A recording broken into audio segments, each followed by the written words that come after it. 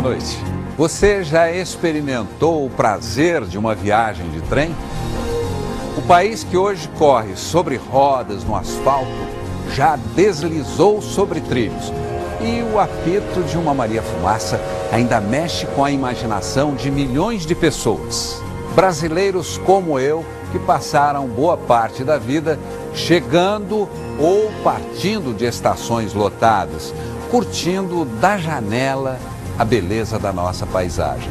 Abril é o mês do ferroviário e nós escolhemos o primeiro programa do mês para contar a história da Estrada de Ferro no Brasil, uma aventura que começou no tempo do Império. Você é nosso convidado. Vamos embarcar numa viagem inesquecível. O Globo Repórter de hoje é uma coprodução com a EPTV, afiliada da Rede Globo.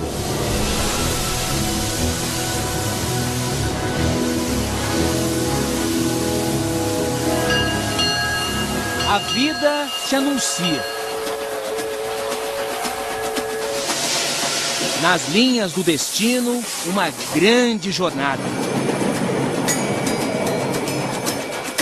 Na velocidade do trem-bala. Ou na lenta contemplação da Maria-Fumaça. Tudo depende do olhar de cada passageiro.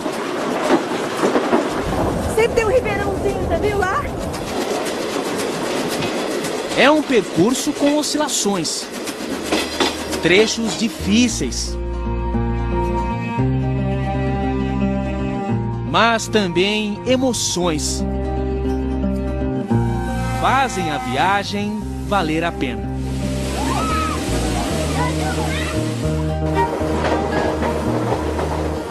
Na rota do trem, sonhos e surpresas. Nossa senhora, isso é bom demais. Paisagem passando, aquelas casas longe, as fazendas, né? E o trenzinho seguindo. Na arte, o trem representa a poesia em movimento. Para os historiadores, a maior invenção depois da roda. As linhas não apagadas pelo tempo contam um pouco dessa trajetória, iniciada na segunda metade do século XIX, aqui no Rio de Janeiro. O maior símbolo ferroviário dessa época é a Central do Brasil, cartão postal conhecido pelo prédio e principalmente o grande relógio da estação.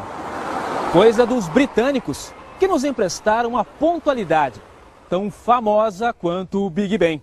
Os ponteiros do relógio e os horários do trem nos deram uma nova noção de tempo. Da Inglaterra também veio a tecnologia para a construção das ferrovias. Após a Revolução Industrial, nasceram aqui as avós da nossa Maria-Fumaça. No país de tantas tradições, a do trem está preservada. Para o transporte de minério, o país dominou a tecnologia do ferro e construiu as primeiras locomotivas. Acredite, em 1804 essa engenhoca rebocou 10 toneladas. A máquina de Richard Trevithick desbravou os trilhos do pioneirismo. Mas o protótipo comercial de todas foi The Rocket, o foguete. Decolou para a história a 22 km por hora. A primeira máquina a correr como um cavalo. No dia da inauguração, um político subestimou a velocidade da máquina e cruzou a linha. Foi atropelado. O trem passou sobre as pernas dele. O primeiro acidente fatal na história da ferrovia. O pai da Rocket foi George Stephenson, o primeiro a perceber a energia do vapor, observando a própria chaleira de casa. Quase 30 anos depois, a magia da Dama de Ferro chegou por aqui. E ninguém resistiu ao charme de Maria. A minha patroa falava comigo assim: você gosta mais da máquina do que de mim, porque você tem uma história danada que essa máquina, viu? A musa dos ferroviários se transformou em atração turística Vai e volta, hein? Boa viagem. ou peça de museu. No rastro de fumaça de Maria, ficaram as lembranças de quem viaja no tempo. Aos 80 anos, seu Benito Mussolini começou como garçom nos vagões-restaurante. Depois eu passei para o quadro efetivo da rede. Foi foguista e maquinista. Na hora que eu sentava para sair com o trem, sabe? Passava a mão na cadeira, batia assim em cima dos aparelhos, falava, ei gente, ó, nós vamos fazer um viajão. Uma história de 3 décadas com a Maria Fumaça. Ah, ela é muito romântica, sua Maria Fumaça é tudo. Em casa, tudo lembra a velha companheira. Inclusive o som, gravado no último dia de trabalho na locomotiva.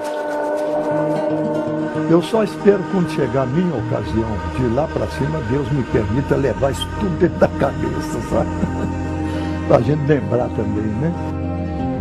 Entre chegadas e partidas, muitas paisagens.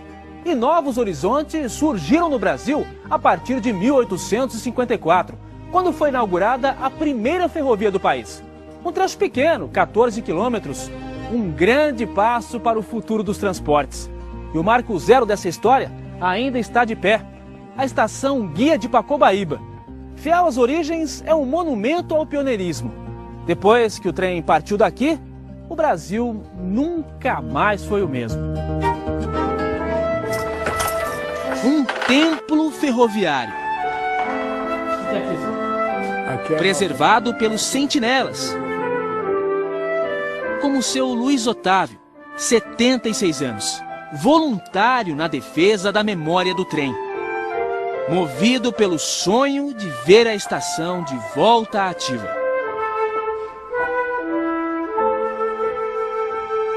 Ainda digo mais, um dia, se essa estrada de ferro reativar, eu não faço mais questão de viver. Por quê, hein? Cumpriu o objetivo, né? Meu sonho é ver essa linha funcionar, essa casinha, tudo. Seu Luiz segue os ideais de um iluminado.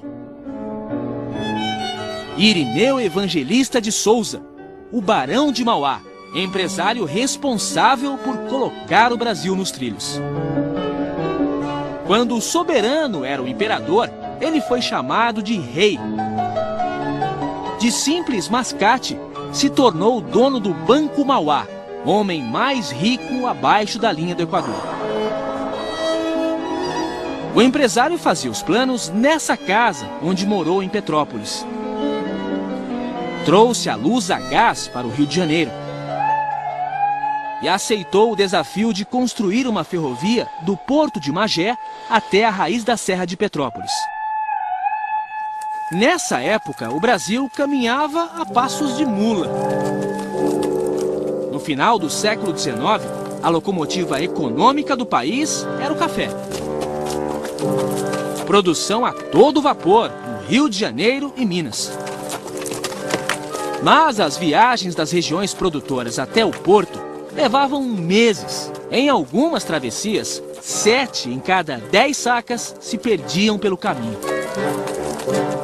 Na Serra do Mar, em São Paulo, as mulas despencavam com o carregamento. O Barão de Mauá buscou recursos na Inglaterra e, sem 1 centavo do Império, bancou o projeto. Diziam, né, que ele era doido, né? Ele dizia, já que ninguém investe, eu mesmo vou investir, né? E ele costumava dizer isso para o Mauá. E desde quando o trem é cabrito para subir montanha, né? Na Baía da Guanabara, os barcos à vela tinham a rota desviada pelo vento e ficavam à deriva. O Barão construiu as primeiras embarcações a vapor para a viagem até o cais. Hoje, corroída pela ferrugem, a estrutura metálica avançava 150 metros em direção ao mar. Transportou material para a ferrovia e, mais tarde, passageiros. Perceba o gênio de Mauá, ele estava trabalhando com a bimodalidade, o transporte a barco. E o transporte ferroviário. As obras iniciaram em 1852, com uma grande cerimônia, mistura de festa e desfile de modas. O Barão de Mauá convidou todos os nobres da época, além da família real, o imperador Dom Pedro II e a imperatriz Dona Teresa Cristina. O Barão de Mauá entregou ao imperador uma pá de prata e pediu a Dom Pedro que fizesse as primeiras escavações. A falta de intimidade do imperador com o trabalho fez a alegria dos operários da obra. Depois de tanto embaraço, o esbaforido Dom Pedro II desapareceu da festa. Sob o comando de engenheiros ingleses, mais de 200 homens construíram a estrada de ferro Mauá na base da picareta. Em 2 anos, a obra foi concluída, transformando a viagem do cais até a Serra de Petrópolis de 2 horas em 30 minutos. O passeio inaugural foi na locomotiva Baronesa, homenagem à esposa do barão, Dona Maria Joaquina. 4 vagões percorreram o primeiro trecho sobre trilhos em solo brasileiro. E os 26 km por hora assustaram quem estava acostumado à velocidade das mulas. A estrada de ferro que abriu os caminhos do Brasil é hoje rota para lugar nenhum. Apenas um trecho da estrada original roda nos trilhos de subúrbio. E aqui o Barão de Mauá chegou ao fim da linha, derrotado por um gigante chamado Serra da Estrela. Ele esbarrou nesse paredão, diferença de 870 metros até Petrópolis, ele não conseguiu. O Redentor chegou de trem ao Morro do Corcovado. As peças foram levadas pelo veículo que hoje transporta os turistas. Mas para alcançar os 800 metros de altura, foi preciso reinventar a roda.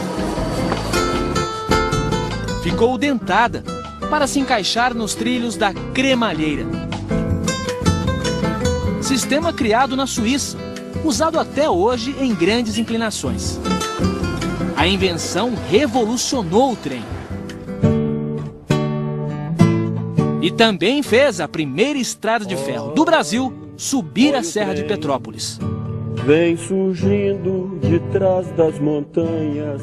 O trem da montanha chegou onde o Barão de Mauá sonhava. Olha o trem. Mas puxado pelos investimentos de outra companhia, a Grão-Pará, mais tarde Leopoldina. Ferrovia que avançou em direção à zona da Mata Mineira. E o vapor, na subida da serra, ainda aquece a memória. Eu tenho uma saudade gozada. Uma saudade que eu tenho.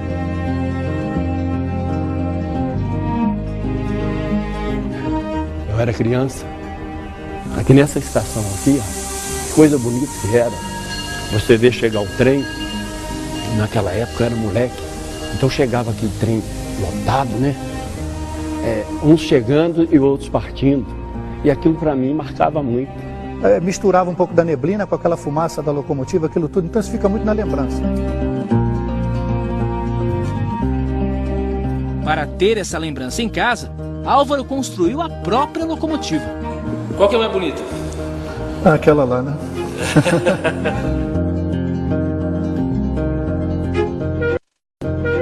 No início, os trens tinham uma porta individual para cada passageiro. A primeira classe com bancos de couro e a segunda com assentos de madeira. Existia ainda a terceira classe, reservada a quem não tinha condições de pagar. Os pés descalços. Com o tempo, gente da alta sociedade também escondia os sapatos para viajar de graça. E o condutor via, mas o senhor não pode entrar, o senhor é um homem de bem vestido, só tem... Não, mas eu estou descalço, eu estou cumprindo a lei. A terceira classe foi extinta, mas a malandragem atravessou séculos. A pessoa que chegava numa parada intermediária, via que você vinha fazendo conferência de passagem, descia e passava por período onde que a gente já tinha passado. O trem chegou quando a escravatura estava de partida. E surgia o trabalho assalariado. Eu pegava lenha aqui para botar lá, para poder encher a fornalha. E maquinista? Como é que você se tornou maquinista? Eu era novo ainda, o chefe me falou, tô precisando de maquinista. Então, essa aqui era a sua menina? Essa era uma das meninas que eu adorava. Em Petrópolis surgiram as primeiras vilas operárias e indústrias têxteis. O trem precisava de comunicação eficiente e trouxe o computador do século XIX. As mensagens tinham apenas código, o Morse. Assim era o telégrafo. A história desse meio de comunicação também deve reverência ao empresário do Império. Só o Barão de Mauá poderia construir 12 mil quilômetros de cabos submarinos para a comunicação com a Europa. E a roda do desenvolvimento girou como a cremalhinha. Hoje é o concreto, por onde a ferrovia ainda resiste. Mas o passado é a referência na trajetória do trem. Se no Rio de Janeiro foi preciso vencer os obstáculos naturais, em São Paulo o desafio foi ainda maior. A Serra do Mar impedia a ligação entre o Planalto e a Baixada Santista. Um desnível de 800 metros, superado com 13 túneis, 17 pontes e uma das maiores obras de engenharia ferroviária do mundo. A muralha de rocha foi redesenhada pelo caminho do trem. 10 quilômetros de construções numa área sujeita a chuvas e deslizamentos. Trabalho de 5 mil pessoas. Mão de obra qualificada dos imigrantes europeus. Os obstáculos extrapolaram o orçamento e custaram a falência do Barão de Mauá. Ele entregou tudo, até os óculos com aro de ouro, ele entregou para ser para o leilão. Foi uma falência infeliz, porém honesta. Na história do patrono da ferrovia está a riqueza de uma família de sangue azul. Dona Francisca, 79 anos, é marquesa, trineta do Barão. E Eduardo, 43 anos, marquês, tetraneto de Mauá. O que é que ficou para a família? Aí eu costumo dizer que quando eles perguntam, vocês estão ricos? Não, aí eu falo, nós estamos falidos desde 1878. Convidamos a nobreza da ferrovia para uma visita, onde tudo começou. Estamos felizes que vocês vieram. Olha só quem está aqui. Na mesma estação, Olha que maravilha. os herdeiros do pioneirismo. Tanto trabalho, tanto sonho, né? E o guardião da memória ferroviária. Uma pequena lembrança da presença dos senhores aqui. Olha que maravilha. Ai, que bonitinho. Que lindo. Só falta agora ativar a estrada. Só faltou o Barão de Mauá, né? É. Bom, de repente ele até tá aqui. Tchau. Onde foi parar o trem pagador? Daqui a pouco, histórias de um Brasil ingênuo e cheio de encanto.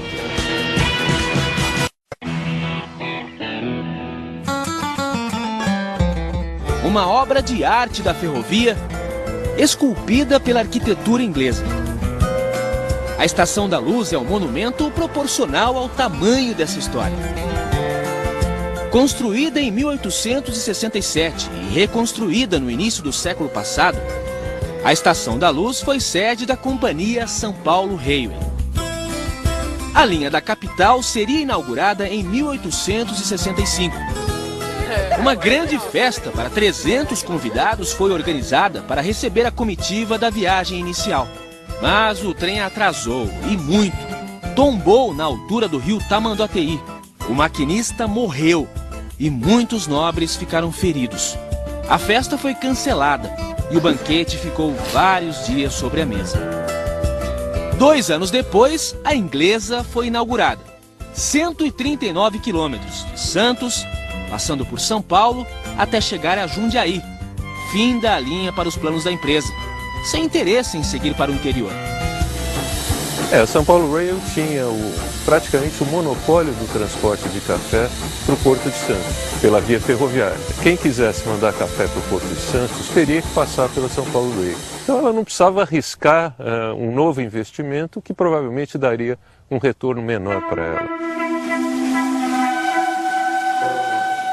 O trecho até Tiradentes é o remanescente da mais mineira das estradas de ferro, a Oeste de Minas. A Oeste de Minas, mais tarde Rede Mineira de Viação, nasceu em 1881 pela iniciativa de comerciantes. E na histórica cidade do Ciclo do Ouro, construiu a sede. No trecho de 700 quilômetros, apenas 12 resistiram ao tempo. Por um detalhe, o tamanho da bitola, a distância entre um trilho e outro. Nenhuma no mundo tem 76 centímetros. Por isso ficou o vapor. Como era equipamentos fora de padrão, não compensava financeiramente comprar novos materiais, modernizar. O trem atravessou o Brasil por caminhos de tamanhos diferentes. Teve bitola de 60 centímetros a 1,60 m a larga. Essa é a estreita, de 1 metro, usada em 80% das ferrovias. Parece conversa de bitolado, mas esse pequeno detalhe deu uma briga enorme. Larguistas contra estreitistas. Nesse duelo, perdeu o Brasil. As linhas não tiveram uma integração nacional e contribuíram para a decadência. Foi ruim porque você tinha problemas no encontro de certas linhas, de certas ferrovias e operadoras para fazer a continuidade, onde você tinha que fazer ou a baldeação dos passageiros para o trem correspondente à bitola ou a baldeação da carga. Nessa época, corria pelos trilhos todo tipo de trem. Esse é o carro pagador. É o vagão que era utilizado para fazer o pagamento dos funcionários da ferrovia. Tinha banco? Não existia um banco nas pequenas cidades do interior de Minas Gerais. O trem de doido em Minas era um trem que circulava periodicamente pelas cidades do interior de Minas, recolhendo doentes mentais para levar para Barbacena, onde havia lá um centro de tratamento psiquiátrico, um hospício, né? E era uma coisa muito triste, porque o tratamento era muito cruel, quem ia não voltava. Desse daqui, todo mundo fugia. Era somente para a viagem de ida até o cemitério. O carro funerário, né, ele fazia um funeral sobre trilhos. Então era de costume que a família contratasse choradeiras profissionais, chamadas de carpideiras. Às margens da linha do trem, nasceram cidades e uma história contada com as sobras do tempo. O Maracanã das ferrovias está em Minas Gerais. Também conhecida como Coliseu das Estradas de Ferro, a rotunda de Ribeirão Vermelho foi a maior do Brasil e comparada às gigantes do mundo, com 4.000 metros quadrados. Era a garagem e também a oficina das locomotivas. Trouxe progresso e mais tarde a decadência. Quando a rotunda funcionava, no início do século XX, a cidade tinha cerca de 10.000 habitantes. Hoje, pouco mais de 3.000. Ribeirão Vermelho é um exemplo de cidade nascida e transformada com a ferrovia. Mas a partir da década de 50, virou cidade morta. Na Paulista Paranapiacaba, surgiu uma vila inglesa só para funcionários da ferrovia São Paulo Railway. Um pedaço de Londres, no Brasil. Na época da taipa de pilão, o Brasil conheceu o primeiro projeto de casas pré-fabricadas. Uma vila planejada, com quarteirões exatos, todas as casas ao meio do lote, jardins por todos os lados. Um lugar iluminado pelas linhas do trem. Telhados da França, tijolos da Inglaterra e madeira da Irlanda. As casas eram distribuídas por seções. Cada engenheiro tinha um número de casas para abrigar os seus ferroviários. E eles começavam sempre numa casa mais simples, né? Não importava o número de pessoas que essa família comportava. E aí, conforme iam fazendo carreira dentro da empresa, eles iam mudando de casa. No topo da colina, o castelo. A casa do engenheiro-chefe. Se você vê os cômodos onde trabalhava o engenheiro realmente, as janelas estão colocadas de maneira estratégica a observar pontos que eram importantes de serem observados. Então existia uma pressão psicológica, as pessoas se sentiam observadas. Zélia chegou na década de 60. É uma das mais antigas moradoras de Paranapiacaba. Quando eu abro a minha janela, eu penso assim, quantas mãos já fizeram isso, né?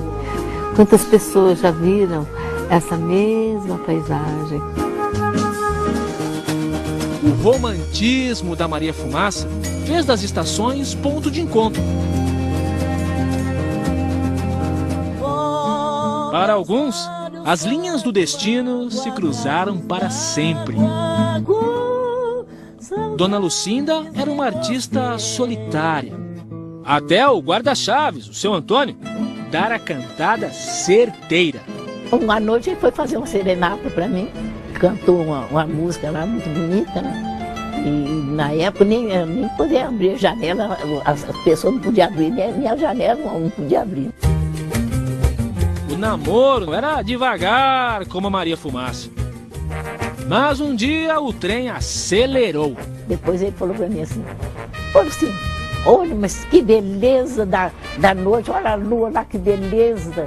Aí eu fiquei bobo, né? Fui olhar a lua, ele trocou minha testa, me beijou na testa. Foi vagabundo. Tá pensando que eu sou essas moças que dá se agarrar aí? Eu não sou dessas, não. Beijo roubado, né? Foi roubado primeiro, né? E agora, pode dar beijo? Beijo agora. Beijo. Agora pode? Pode. Faz as vezes. Agora tá à vontade. Depois do beijo, veio o casamento.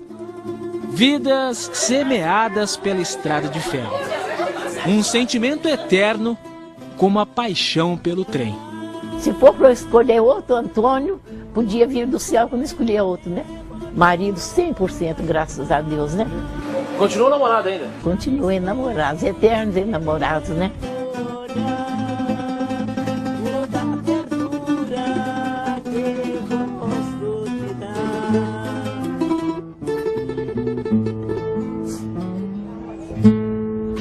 A sedução de uma viagem de trem no século XXI. No Brasil e na Europa. Veja a seguir.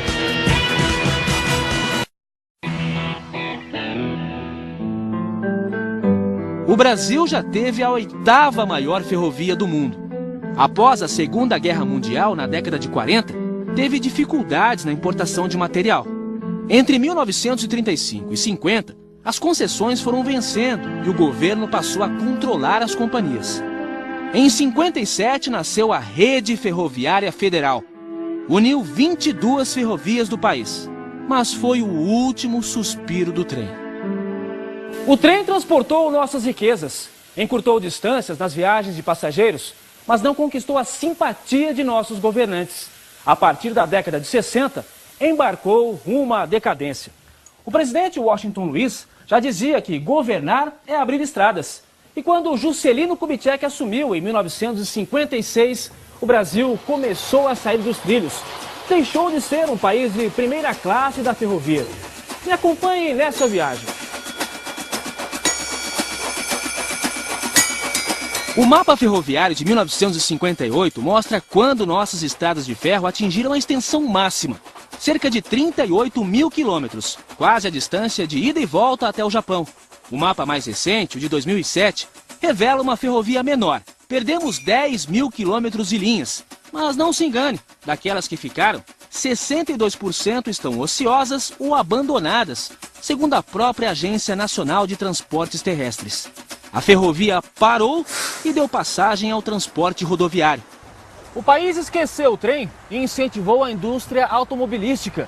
Queria chegar mais rápido ao progresso. Mas hoje, nos grandes centros, a velocidade é bem menor que a da Maria Fumaça. Na contramão da história, um trem de passageiros ainda resiste.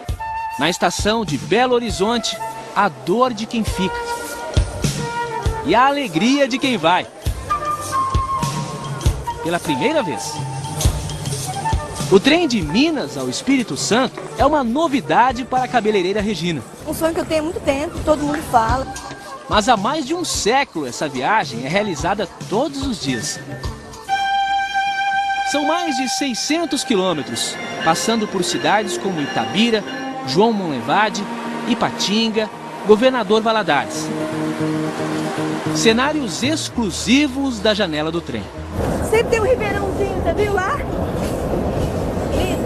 A ferrovia por onde passa 40% do transporte de carga do Brasil atravessa uma área explorada pela maior mineradora do país.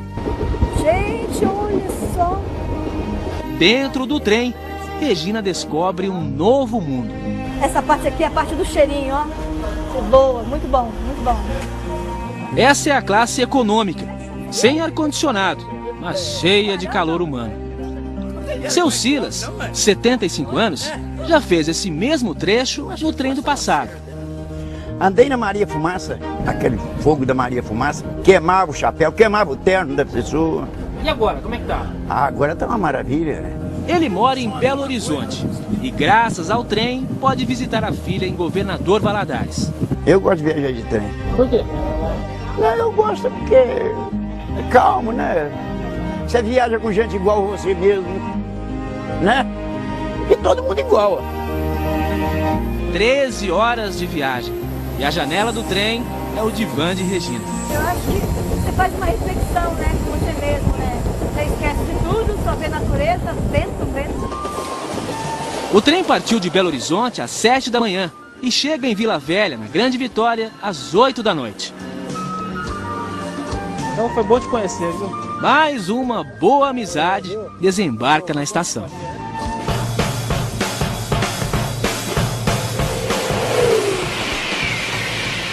Fórmula 1 dos trilhos.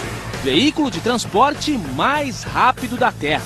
Nós vamos agora fazer uma viagem pelo trem do futuro, a 300 km por hora, da Inglaterra para a França, a bordo do Eurotrem, mais alta tecnologia aqui da Europa.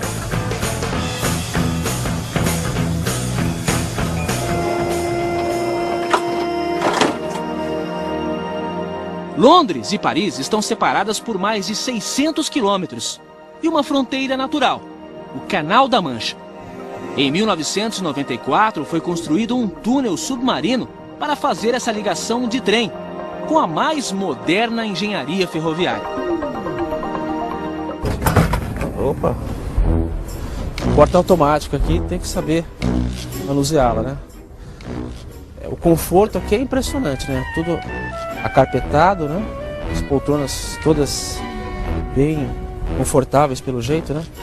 E o trem já está circulando aqui, porque a gente chegou um pouquinho atrasado. A pontualidade é britânica, né?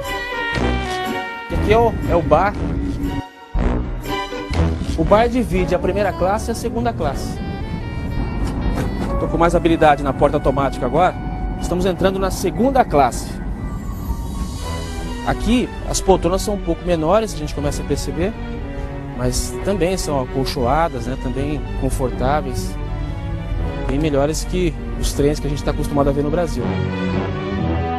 Nós vamos agora passar pelo túnel do Canal da Mancha. Uma viagem de 50 quilômetros passando pelo mar.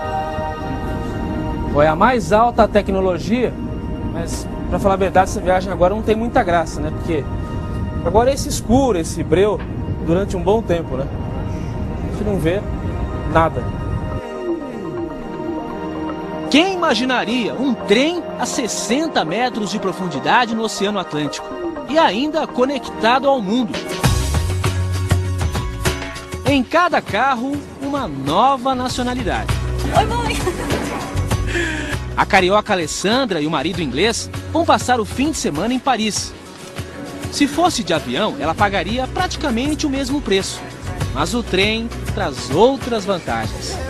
Não tem as tremidas, né? Melhor ainda. Dá pra ver a paisagem. Ainda tem a paisagem, exatamente. O Eurotrem tem 18 partidas diárias para a França. Um transporte seguro e rápido. 2 horas e 20 de viagem. A gente nem sentiu o tempo passar. Já estamos em território francês. Uma viagem muito agradável, Bem que poderia ser assim também no Brasil, né?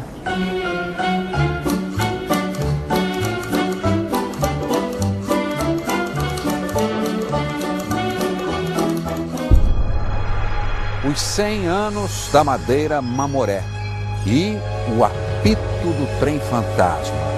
As lembranças da mais dramática aventura sobre trilhos ainda ecoam pelas locomotivas abandonadas na floresta amazônica. Veja a seguir.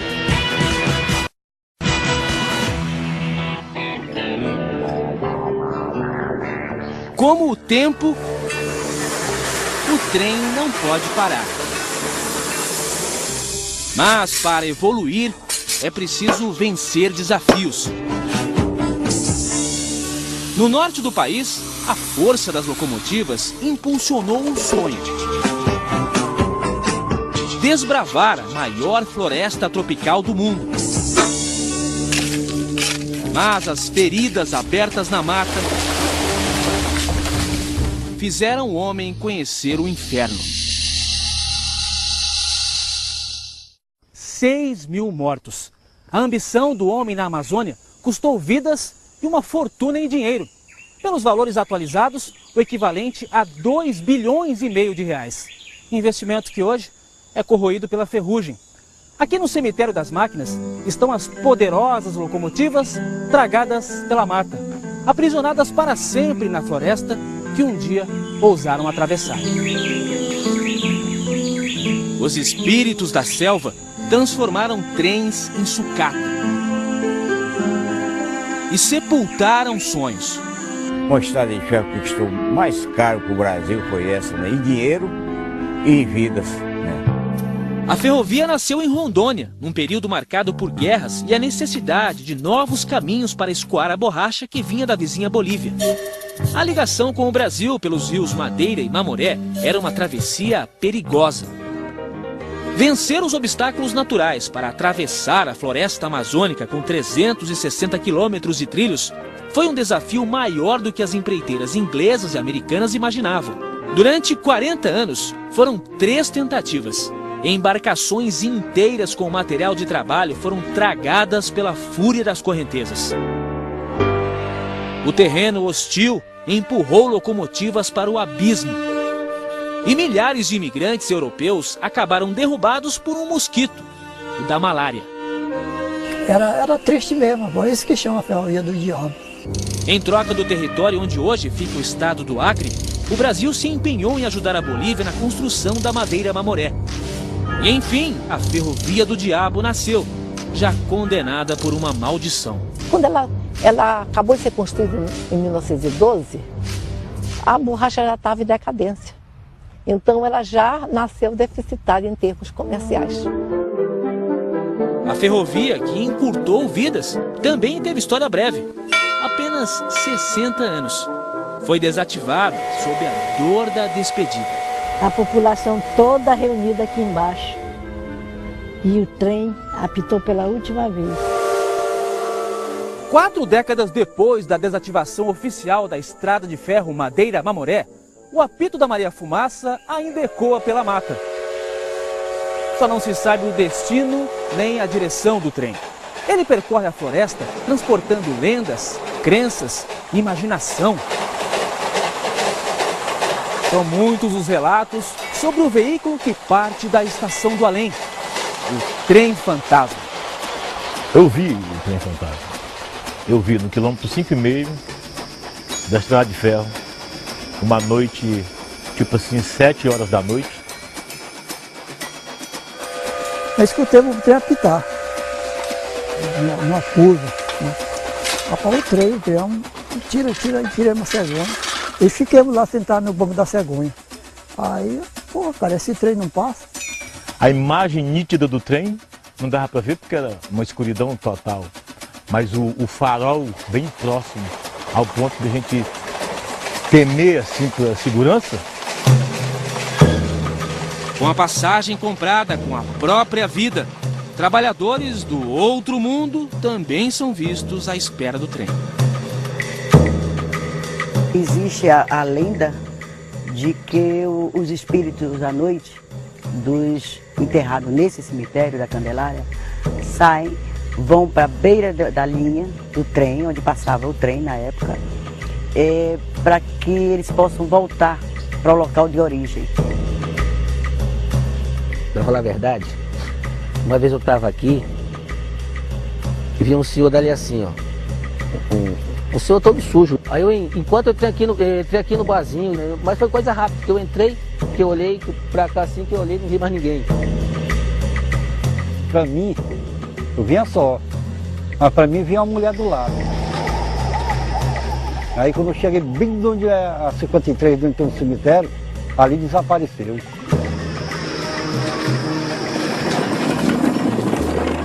Em Guajará-Mirim, o ponto final da linha, José Máximo Lemos, o Zé do Apito, é o último a usar a estrada de ferro.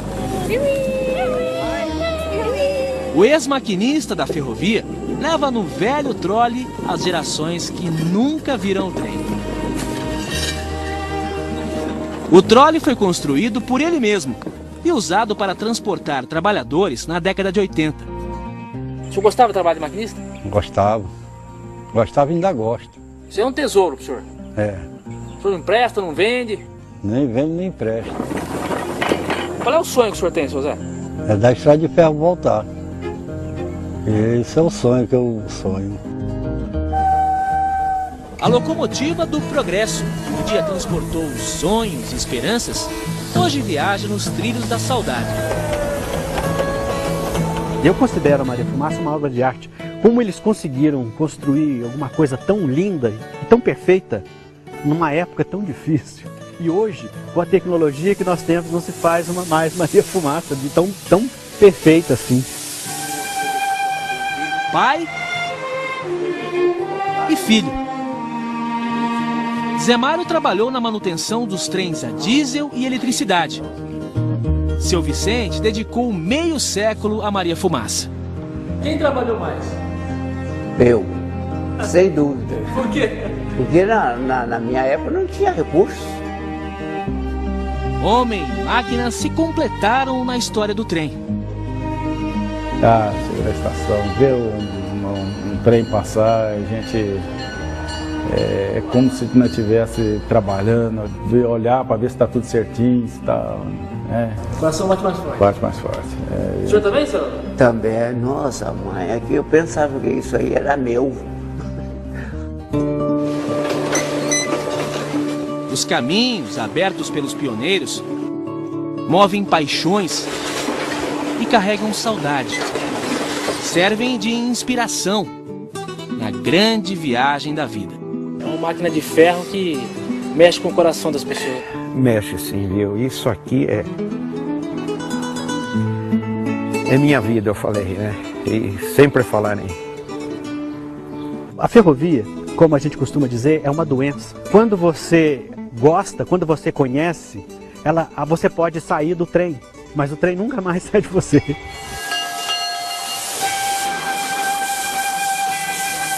Se a sua jornada fosse projetada na janela, passaria rápida como um trem-bala? No ritmo frenético do estresse?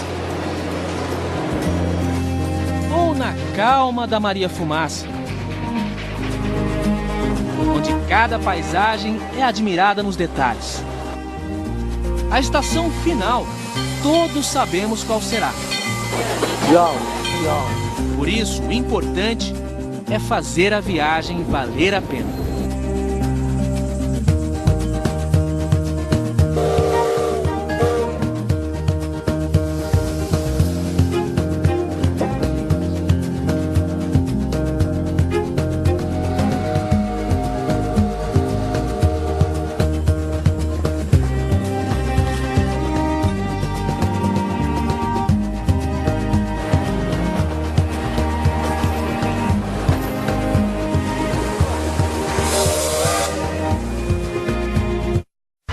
Globo Repórter.